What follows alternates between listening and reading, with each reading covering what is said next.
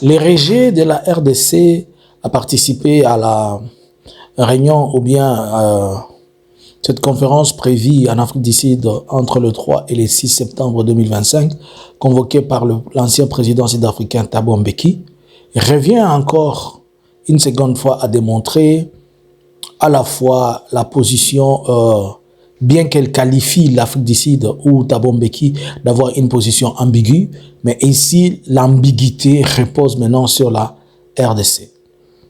D'après l'analyse que nous allons faire, vous allez réaliser et comprendre que la RDC continue à s'illustrer, bien qu'un pays souverain, il continue à s'illustrer en ces garçons ou en ces pays qui ne reconnaissent pas les efforts qui sont fournis ou bien qui peuvent être menés au niveau local, c'est-à-dire entre Africains. Bonjour, bonsoir. Nous vous saluons de partout. Vous êtes en train de nous suivre à cet espace Analysons Congo. Analysons Congo, aujourd'hui, nous venons essayer d'analyser ensemble la réponse de la République démocratique du Congo par rapport à la question de la réunion qui aura lieu en Afrique du Sud.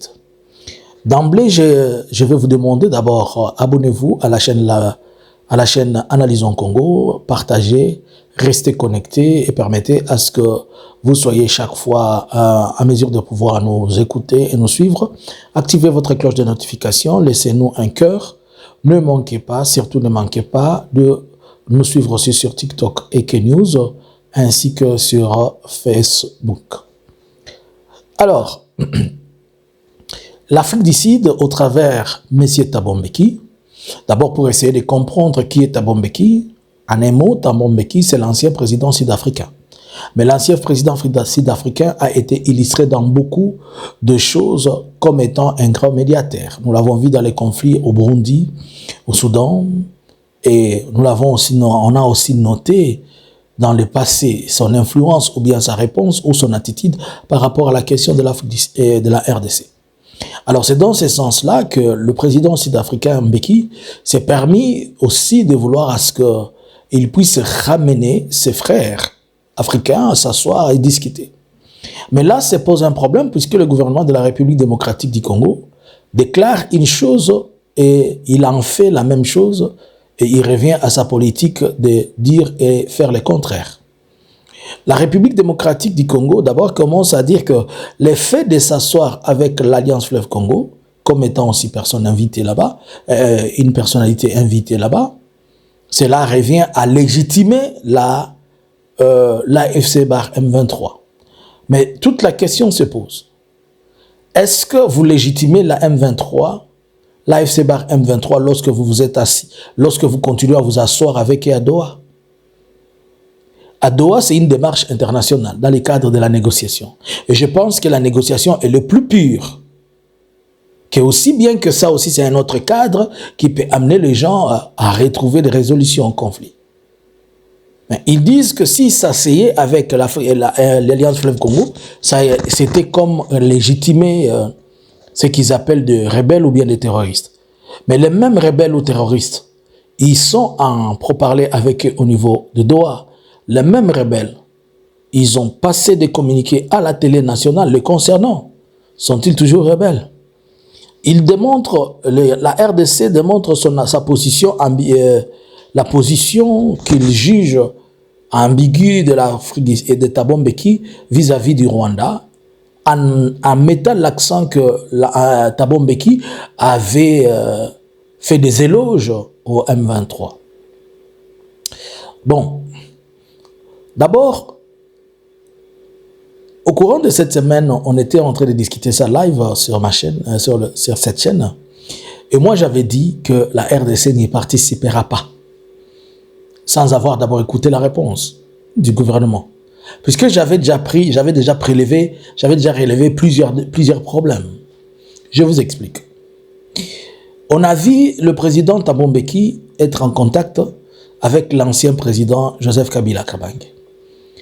Il avait même été reçu chez lui. Vous vous rappelez qu'il a même fait une sortie. C'est de là où, pour la première fois, Kabila avait dit que Félix est le problème, il est aussi la solution. Donc pour Kinshasa, Kabila est trop proche de Thabo Mbeki. Et comme Kabila est trop proche de Thabo Mbeki, c'est là pour Kinshasa, ils le prennent déjà comme étant dans leur langage et dans ce qu'ils ont dit, qu'ils le prennent comme étant quelqu'un qui a une position qui n'est pas équilibrée, qui a des attachements sur la personne de Joseph Kabila. Mais je vais encore rappeler que plusieurs fois, les gens sont partis en Angola, sachant que le président angolais avait des affinités avec Félix. Et nous savons que dans cette matière de négociation, tout le monde va négocier avec le médiateur. Il va accepter la médiation ou bien la discussion avec celui qui pense, qui peut l'écouter, qui peut le comprendre.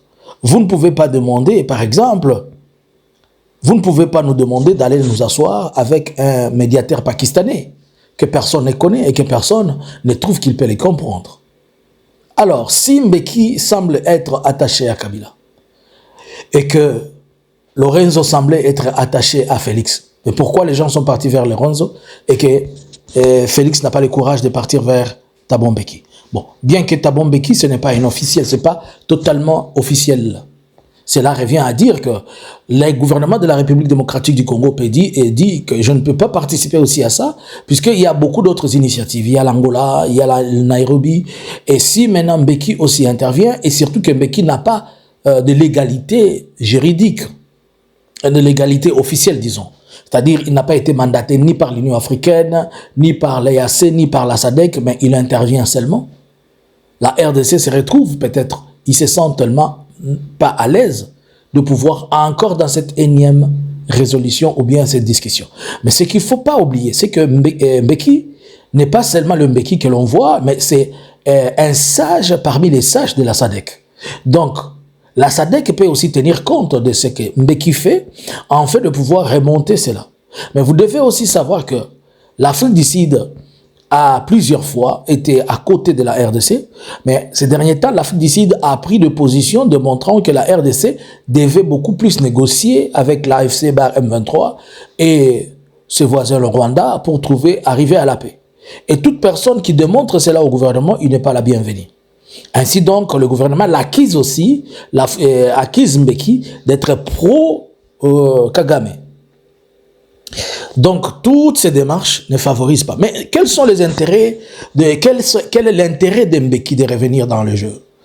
Premièrement, il veut aussi démarquer et démontrer que c'est un sage qui a toujours une influence. Secondo, il tire la ficelle du côté de l'Afrique du Sud. N'oublions pas que l'Afrique du Sud a plusieurs entreprises dans tous les domaines communicationnels, miniers, autres biens, et que pour les intérêts sud-africains, l'Afrique du Sud peut l'utiliser pour chercher à ce que l'influence ou la main de l'Afrique du Sud soit toujours perçue dans le conflit ou bien dans la situation de la République démocratique du Congo.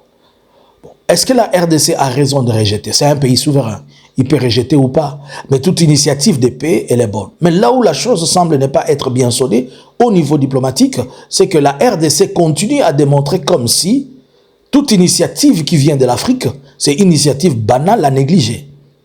Mais si on l'appelle, par exemple, pour le tapis rouge, si on l'appelle, je ne sais pas, Barcelone ou où, il est prêt à aller et il n'est pas prêt à venir auprès de ses frères. Là où ça va poser problème dans le futur, c'est que Félix ne pourra jamais être accepté, on ne pourra jamais accepter la demande de Félix au niveau de l'Union africaine, pourquoi que ce soit. Puisqu'il continue à démontrer que toute démarche qui vient de l'Afrique, c'est quelque chose à saboter. Et là, nous sommes en train de parler de la SADC. Et la SADC, c'est elle qui a été au chevet, elle a même perdu ses enfants. Alors que les autres pays n'ont pas perdu. Alors si la SADC, la RDC peut avoir comme membre de la SADC, les autres pays de la SADC, il les néglige, qui viendra au chevet de la RDC? Est-ce qu'il va continuer à croire que les États-Unis seront à mesure de pouvoir venir influencer les choses que les Africains eux-mêmes n'ont pas encore influencé? Ça pose un problème. Là encore, il y a risque que la RDC se retrouve toujours dans les coins isolés. Je pense que stratégiquement et diplomatiquement, Félix ne devait pas rejeter cette invitation. Il devait la prendre pour essayer petit à petit à revenir dans la course. Mais comme il ne veut pas qu'il soit affronté à Joseph Kabila, et comme lui, il est en train de condamner Kabila et qu'il trouve dans d'autres cieux, on lui donne du respect, on accepte d'écouter l'AFC, alors là, ça ne va pas. N'oubliez pas que Mbeki avait fait une sortie où il était en train de démontrer que l'AFC était plus fort et qu'il revendiquait des choses aussi importantes. pour la RDC, elle comprend et elle a trouvé ça comme une humiliation. Beaucoup d'éléments et beaucoup de choses démontrent que la RDC n'a pas pris une bonne décision en refusant de participer à cette réunion. Il a même dit que des images telles que les caméras et les autres, personne n'ira là-bas. Que pensez-vous? Si l'opposition y va et que l'opposition s'asseye, la voix de l'opposition, où est-ce qu'elle sera imposée pour être écoutée? Est-ce que Kinshasa pourra la considérer ou pas? Que pensez-vous? Bonjour, bonsoir. Analysins Congo subscribers.